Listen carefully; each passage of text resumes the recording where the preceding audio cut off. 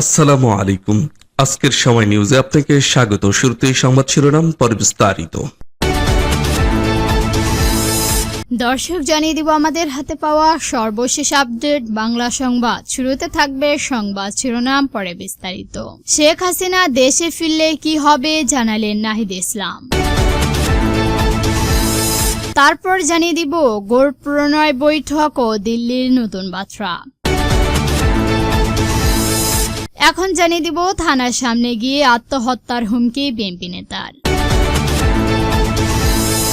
এবং সর্বশেষ জানিয়ে দিব সংবিধান সংশোধনের বিষয়ে কমিটির প্রথম বৈঠক আজ, কি নিয়ে হবে আলোচনা। দর্শক, এতক্ষণ শুনছিলেন সংবাদ শিরোনাম, এখন শুনবেন বিস্তারিত জানার আগে আপনি যদি আমাদের চ্যানেলে নতুন এসে থাকেন তাহলে অবশ্যই চ্যানেলটিকে সাবস্ক্রাইব করবেন। আর ভিডিওটি আপনি কোন জেলা থেকে দেখছেন এবং শুনছেন অবশ্যই কমেন্ট বক্সে লিখে যাবেন। এখন বিস্তারিত।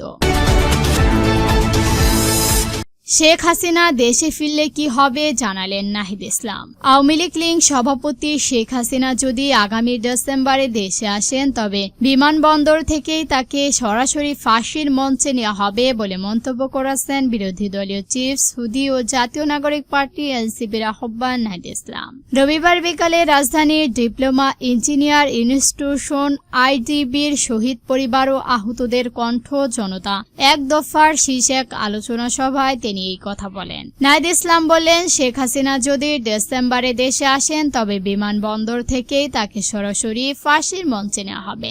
এই নিয়ে বিন্দুমাত্র ছাড় দেওয়া হবে না। বাংলাদেশে অপমানজনক 1400 শহীদ পরিবার, 3 লাখ আহত এবং লাখো কোটি ছাত্র জনতা সেদিন ঢাকা রাজপথে থাকবেন। তার ফাঁসি কার্যকর না হওয়া পর্যন্ত আন্দোলনকারীরা রাজপথ ছেড়ে ফিরবেন না। আওয়ামী লীগের রাজনীতিক পুনর্বাসনের সমালোচনা করে তিনি বলেন, আপনারা যদি পারেন তবে আওয়ামী লীগকে পুনর্বাসন করে বাংলাদেশের রাজনীতি করার পরিকল্পনা বাস্তবায়ন করে দেখান। তিনি চ্যালেঞ্জ ছুড়ে দিয়েছিলেন আর বলেছিলেন, কার কতটুকু সাহস আছে তা মাঠে নামালেই দেখা যাবে। এই বিষয়ে কোনো মহলকে কোনো ধরনের আপোষ করতে দেওয়া হবে না।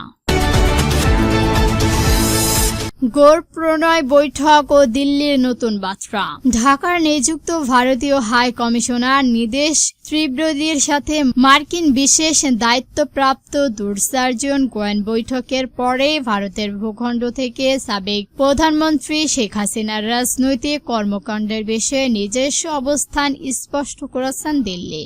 ভারতের পররাষ্ট্র মন্ত্রণালয় দেশটির সংস্থানীয় কমিটিকে জানিয়েছেন, শেখ হাসিনাকে মানবিক বিবেচনার আশ্রয় রাখা হলে ভারতের মাটি ব্যবহার করে কোন ধরনের রাজনৈতিক কর্মকাণ্ড পরিচালনার সুযোগ দেওয়া হচ্ছে না। একই সময় ঘটে যাওয়া এই দুর্ঘটনাকে ঘিরে কূটনীতিক অঙ্গন ও সামাজিক যোগাযোগ মাধ্যমে জোর আলোচনা শুরু হয়েছে। তবে কূটনীতিক বিশেষজ্ঞদের মতে ঘটনার দুটি সময়কাল কাছাকাছি হলেও এদের মধ্যে সরাসরি কোনো সংযোগ বা কার্যকর রয়েছে এমন কোনো দাফরনিক প্রমাণ এখনো পাওয়া যায়নি, বরং এটিকে ভারতের দীর্ঘদিনের ঘোষিত নীতির ধারাবাহিকতা হিসেবে দেখছেন তারা।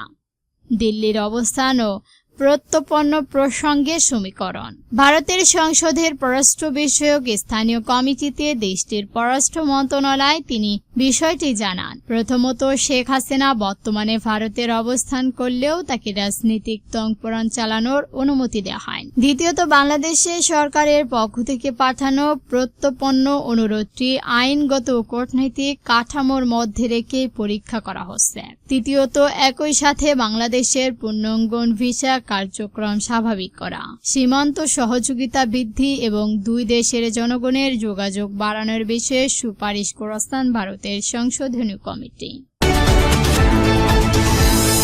থানার সামনে গিয়ে আত্মহত্যার হুমকি বিএনপি নেতার। সামাজিক যোগাযোগ মাধ্যম ফেসবুকে নিজের বিরুদ্ধে অপপ্রচার চালানোর অভিযোগ এনে 12 ঘন্টার মধ্যে দোষীদের শনাক্ত করার দাবি জানিয়েছেন গাজীপুরের শ্রমিমপুর বিএনপির সদস্য সচিব মোহাম্মদ বেলাল হোসেন ব্যাপারী। ঘোষিত সময়ের মধ্যে পুলিশ কোনো অগ্রগতি দেখাতে না পারলে থানার সামনে আত্মহত্যা করবেন না বলেও ঘোষণা দিয়েছেন তিনি। তিনি। রবিবার 2 আগস্ট বিকালে শ্রীপুর থানার পুলিশের আয়োজনের মাদক ও সন্ত্রাস বিরোধী মতবিনিময় সভায় গাজীপুরের পুলিশ সুপার শফিক উদ্দিন উপস্থিতিতে তিনি এই ঘোষণা দেন। বিল্লাল হোসেন ব্যাপারী শ্রীপুর পৌরসভার কেওয়া গ্রামের বাসিন্দা এবং শ্রীপুর পৌর বিএনপির সদস্য সচিব। বক্তব্যে বিল্লাল হোসেন ব্যাপারী অভিযোগ করেন, কয়েকটি ভুয়া ফেসবুক আইডি আমার একটি ছবির সঙ্গে টেবিলে রাখার কয়েকটি মদের বোতল এবং আরও 2 ব্যক্তির ছবি সংযুক্ত করে দম্পতির একটি ছবি সম্পাদিত একটি ছবি সামাজিক যোগাযোগ মাধ্যমে ছড়িয়ে দিয়েছেন। এতে তার ব্যক্তিগত ও রাজনৈতিক সুনাম ক্ষুদ্র হয়েছে বলে দাবি করেন তিনি। বিএনপি নেতা বলেন, বিষয়টি জানার পরপরই আমি শ্রীপুর থানার একটি সাধারণ ডায়েরি জিটি করেছি। তবে এখন পর্যন্ত পুলিশ এই বিষয়ে দৃশ্যমান কোনো অগ্রগতি দেখাতে পারেনি। পুলিশ সুপারকে উদ্দেশ্য করে বিল্লাল হোসেন ব্যাপারী বলেন, আগামী 12 ঘন্টার মধ্যে অপ্রচারকারীদের শনাক্ত করতে না পারলে আমি থানার সামনে এসে আত্মহত্যা করব। তিনি প্রশ্ন তুলে বললেন, একজন বিএনপি নেতার অভিযোগের যদি কার্যকর প্রতিকার না হয় তাহলে সাধারণ মানুষ কিভাবে পুলিশের সেবা পাবে? শ্রীপুর থানার ওসি মোহাম্মদ শহীনুর আলমের সভাপতিত্বে অনুষ্ঠিত সভায় প্রধান অতিথির বক্তব্যে ছিলেন গাজীপুরের পুলিশ সুপার শফিক উদ্দিন। সভার বিএনপি রাজনৈতিক দলের নেতাকর্মী, শিক্ষক, সাংবাদিক এবং ভিন্ন শ্রেণীর পেশার মানুষ উপস্থিত ছিলেন। গাজীপুরের পুলিশ সুপার শফিক উদ্দিন যুগান্তরকে জানান, শ্রমিমপুর বিএনপির সদস্য সচিব বিল্লাল হোসেন ব্যাপারী এমন বক্তব্যে আমি সঠিক বিচার পাইনি এবং পাইয়ে দেওয়ার আস্থা করছি। আইনশৃঙ্খলতা বাহিনীর সদস্য প্রতিটি নাগরিকের যেভাবে থাকবে সেভাবেই তাদের পাশে থাকব এবং ন্যায় বিচার নিশ্চিত করে দেব। সংবিধান সংশোধনের বিষয়ে কমিটির প্রথম বৈঠক আজ কি নিয়ে আলোচনা হবে? সংবিধান সংশোধনের লক্ষ্য গঠন করে জাতীয় সংসদের বিষয়ে কমিটি আজ মঙ্গলবার প্রথম বৈঠকে বসেছেন। জুলাই জাতীয় সনদে থাকা সংবিধান সম্পর্কিত মৌলিক সংস্কার প্রস্তাবগুলো কি হবে, সংবিধান সংশোধন কমিটি কিভাবে কাজ করবে, কতদিনের মধ্যে এই কমিটি প্রতিবেদন দেবে, এসব চূড়ান্ত হয়নি। আজ প্রথম বৈঠকে কমিটি কর্মপরিকল্পনা ঠিক করার কথা রয়েছে।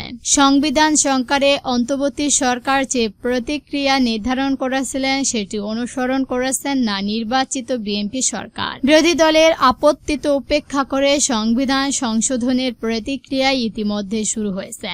গত 13 জুলাই স্বরাষ্ট্রমন্ত্রী সালাউদ্দিন আহমেদকে সভাপতিত্ব করেন 12 সদস্য সংবিধান সংশোধন সম্পর্কিত বিষয়ে কমিটি গঠন করে জাতীয় সংসদ। এই কমিটির কার্যপরিণিধি হল সংবিধানের প্রয়োজনীয় সংশোধনের নিমিত্ত সুপারিশ প্রণয়পূর্বক সংসদে রিপোর্ট পেশ। এই কাজ করার ক্ষেত্রে কমিটি কি করবেন, কিভাবে কাজ করবেন তার বিস্তারিত এখনো আনুষ্ঠানিকভাবে ঠিক হয়নি। কতদিনের মধ্যে কমিটিকে সংসদের প্রতিবেদন দিতে হবে সেটাও নির্ধারণ দেওয়া হয়নি। দর্শক, আজকের সংবাদ ছিল পর্যন্তই। ভিডিওটি ভালো লাগলে অবশ্যই একটি লাইক দিবেন আর এরকম নতুন নতুন নিউজ পেতে আমাদের চ্যানেলটিকে সাবস্ক্রাইব করে আমাদের সঙ্গেই থাকবেন। ভিডিওটি সম্পূর্ণ দেখার জন্য ধন্যবাদ।